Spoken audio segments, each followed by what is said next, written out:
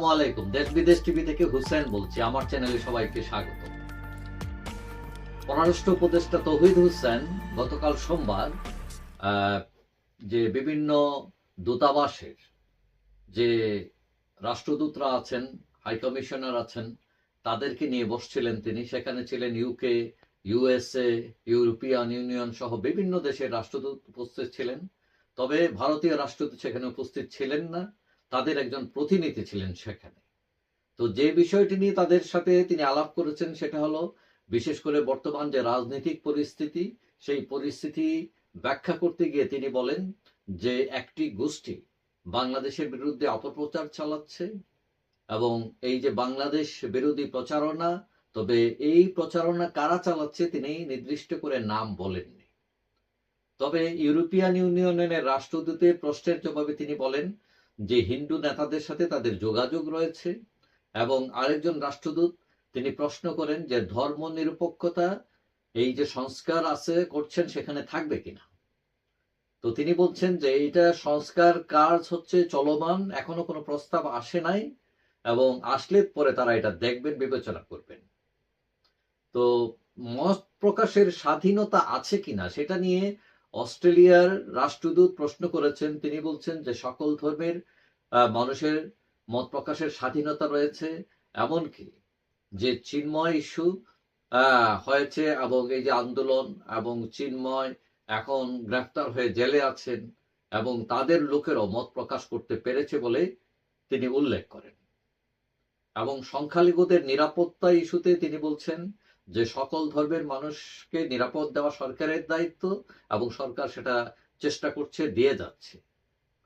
এবং তিনি বলছেন যে এই যে অপপ্রচার হচ্ছে এই সরকারের বিরুদ্ধে, বাংলাদেশের বিরুদ্ধে, সর্বশক্তি দিয়ে তারা সেটা মোকাবেলা করবেন। তবে তিনি বলছেন যে আওয়ামী লীগের কথা বলছেন যে তাদেরও রয়েছে বিরাট একটা হাত, শক্তি, এবং তিনি বলছেন তাদের চেয়ে কোনো কোনো জায়গায় তাদের শক্তি বেশি। এবং তিনি বলছেন যে ভারতীয় যে মিডিয়া আছে, মিডিয়ায় অনেক অপপ্রচার চালাচ্ছে এবং সেটাকে রেফারেন্স করে আরো অনেক সংবাদ মাধ্যম নিউজ করছে, যার ফলে এই দেশের বিরুদ্ধে অপপ্রচার শুরু হয়েছে।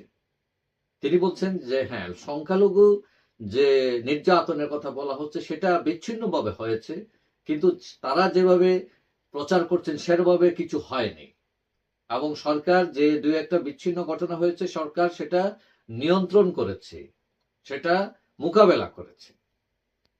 তবে ইউকে অল পার্টির পার্লামেন্টারি গ্রুপের যে প্রতিবেদন দেয়া হয়েছে ব্রিটিশ পার্লামেন্টে, এবং সেই প্রতিবেদনকে তিনি বলছেন সেটা একপেশে হয়েছে। 4টি যে নির্বাচন হয়েছে, গত নির্বাচন, তার মান নিয়ে কোনো প্রশ্ন নেই। 1,500 লোককে হত্যা করা হয়েছে শেখ হাসিনার আমলে, তার কোনো উল্লেখ নেই। সুতরাং তারা এটা নিয়ে প্রতিবাদ করবেন। তিনি বলছেন যে বাংলাদেশের সাম্প্রতিক সম্প্রতি মানে সমাজের একটি অংশ, এখন এটাকে অক্ষুণ্ণ রাখতে সরকার দৃঢ় প্রতিজ্ঞ। তারপর ভারতের ভিসা বন্ধ, কলকাতার ব্যবসার মন্দা, এইসব নিয়েও তিনি কথা বলেছেন। এবং তাদের কথায় যেটা বোঝা যাচ্ছে যে দুই দেশের একটি সম্পর্কটা অবিশ্বাসের সম্পর্কে এসে দাঁড়িয়েছে। বিশেষ করে শেখ হাসিনাকে জায়গা দেওয়ার কারণে বর্তমান ইউনূস সরকার অনেকটা আপসেট হয়েছে।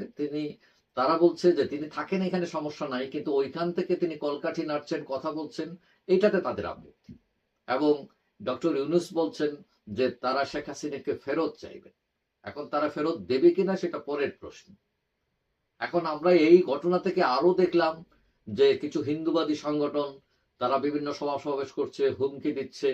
আগরতলায় বাংলাদেশ হাইকমিশন, সহকারী হাইকমিশনের অফিসে হামলা করেছে এবং এই উপলক্ষে 3জনকে সাসপেন্ডও করা হয়েছে সাময়িকভাবে। তারপরে জকিগঞ্জের সীমান্ত দিয়ে কিছু লোক বাংলাদেশে প্রবেশ করতে চেয়েছে। এবং এই সব কিছু মিলিয়ে দুই দেশের জন্য অবস্থাটা ভালো নয়, দুই দেশের জন্যই খারাপ। কারণ দুই দেশের মানুষের যে সম্পর্ক, মানুষের যে দীর্ঘদিনের যে এই সম্পর্ক চলে আসা, এইটার পেছনে কোনো ষড়যন্ত্র থাকতে পারে বলে অনেকেই মনে করতে করেন এবং এটার পেছনে রাজনীতি থাকতে পারে। তবে অনেকেই মনে করেন যে মানুষে মানুষের যে সম্পর্ক, বিশেষ করে দুই বাংলার মানুষের মধ্যে যে সম্পর্ক, সেটা যাতে রাজনীতির চোরাবালিতে হারিয়ে না যায়। তবে এই যে বৈঠক ডেকেছিলেন উপদেষ্টা তৌহিদ হোসেন, অনেকেই মনে করছেন যে রাষ্ট্রদূত যারা ছিলেন তাদেরকে তিনি বোঝাতে সচেষ্ট হয়েছেন, তারা খুশি হয়েছেন এই ব্রিফিংয়ে, এবং আশা করা যাচ্ছে যে রাষ্ট্রদূতরা সরকারের পক্ষে কাজ করবেন। যাই হোক, সবাই ভালো থাকবেন। আশা করি দেখা হবে অন্য কোনো ভিডিওতে ইনশাআল্লাহ।